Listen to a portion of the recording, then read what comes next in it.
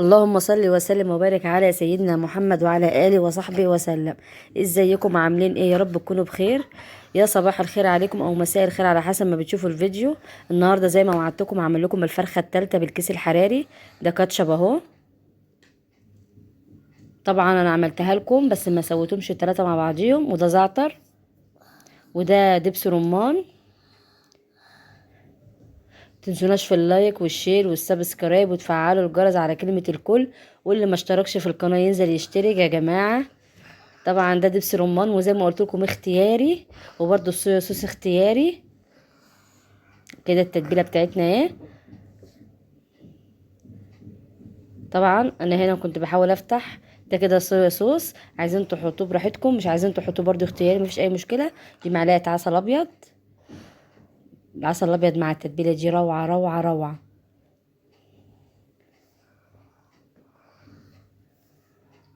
طبعا بعمل الفرخه مساج كده اهو،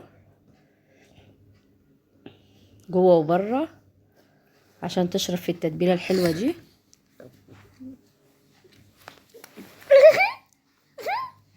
احمد بيقول لكم حطوا لايك. قلت لهم يا احمد يحطوا لايك اهو. طبعا عملت كده، بجيب كده السكينه بعمل فتحات للفرخه عشان خاطر التتبيله بتاعتها تخش جواها، وتبقى طعمها جوه وبره زي الفل. ان الفرخه ما شاء الله كبيره، عشان تستوي معانا برضو حلو برضو وتشرب معانا من التتبيله اهو. اديني بزود اهو التتبيله بتاعتها.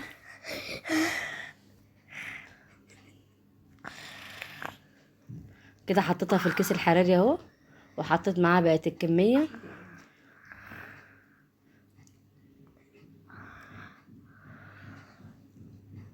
انا كده حطيتها في التلاجة، عملتها تاني يوم.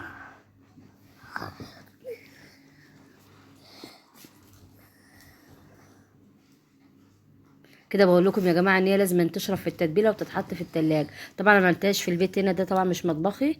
عملت لها عمليه السوا بره بيتي. ده طبعا بوكيه جرنيه، عباره عن جزر، بصل، طماطم. لازم نبدل البهارات في الكميه في البصل والطماطم وكده، عشان ده بيتاكل برضو ما بيترميش. ده بيخلي الطعم بيبقى تحفه بجد يعني. ملح وفلفل اسمر وبهارات فراخ. كده بوكيه جرنيه اهو، وهحط معاه كوبايه ميه سخنه هتشوفوا دلوقتي. دي كده الفرخه. بس للاسف بقى طبعا مع المواصلات الكسر الحراري اتقطع بتاعها، فانا برضو مش هرميه. بحاول جبت الحته اللي من فوق دي اهو، قفلتها عليها برضو عشان ايه، تدخل الفرن وما تحتاجش شوايه. الفراخ دي يا جماعه والله ما بفتحش عليها شوايه، بتستوي في الكسر الحراري زي ما انتوا بتشوفوا كده. بس ما بفتحش عليها شوايه. دي كوبايه ميه سخنه حطيتها في الفرن اهو، بتقعد يجي ساعه، نص ساعه او ساعه الا ربع، بس بتستوي ايه جميله. دي طبعا بصل وطماطم. ده طبعا البانيه هوريلكم برضو طريقه جميله جدا جدا جدا. واللي بصراحه ده ربنا اللي هيجرب الطريقه دي والله مش هيبطل عمايلها. دي نص ليمونه عشان يخلي البانيه معانا طري من جوه وحلو ودايب. طبعا انا هنا حطيت برضو البهارات بتاعتنا. دي شويه ميه عشان بس ليه مش عايزين الخلطه خفيفه، لا عايزينها السمك بتاعها تقيله. اهو كده يا جماعه اهو، عملنا التتبيله كلها في قلب الخلاط. عبارة عن طماطم وعن بصل وعن ملح وفلفل اسمر وبهارات فراخ حطيناها هنا كده. وطبعا المفاجأة هنا هنحط مع التتبيلة دي ايه، هتشوفوا كده اهو كاتشب. طبعا ما كانش فيه كاتشب متوافر، فجبنا اكياس كده. التتبيلة دي كده خدت 6 اكياس. دي عبارة عن بصلاية كبيرة وطماطمية كبيرة كده. برضو انا برضو حطيت كيسين تاني، خدت معانا 6 اكياس كاتشب. بس كده اهي. ده طبعا بزود بقى ملح، فلفل اسمر. بحطها، ما حطيتهاش في قلب الخلاط، حطيتها برا الخلاط اهي. طبعا هعمل هنا بقى اخلي البانيه كله يشرب معانا في التتبيله دي. جبت طبق فاضي اهو.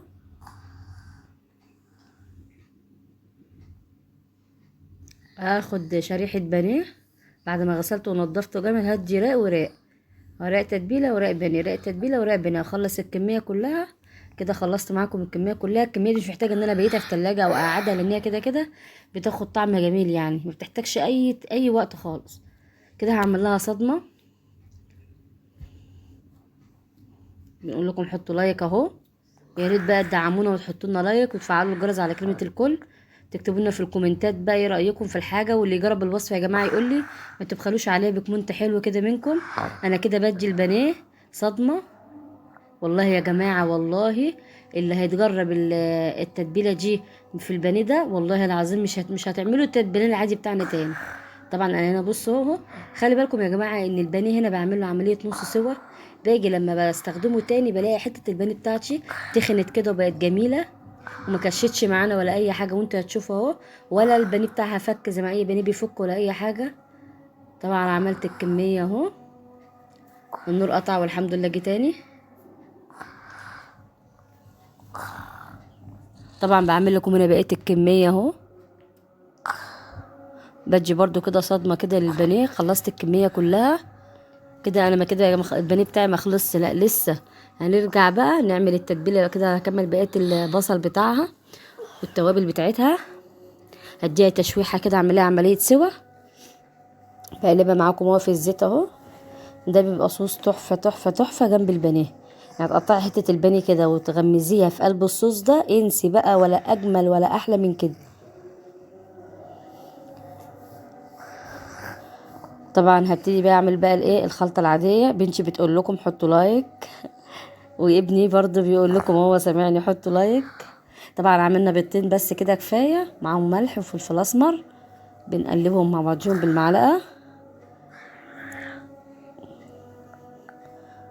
هحط بقى قطعه البانيه واطلعها على بقسماط. ده بقسماط عادي ناعم عادي، وبحط عليه كيس فيجيتار. بعمل لهم خلط مع بعضهم وببهره طبعا فلفل اسمر وملح وكله. انا البيضتين عندي يكفوا معايا الكيلو بانيه قسما بالله. البيضتين اتنين عندي. انا مش محتاجه له، مش البيض الكتير مش حلو في البانيه على فكره. هو ده بس كده ياخد لون بس. اديني كده بقى للبانيه معاكم اهو. هتشوفوا بقى معانا في الاخر.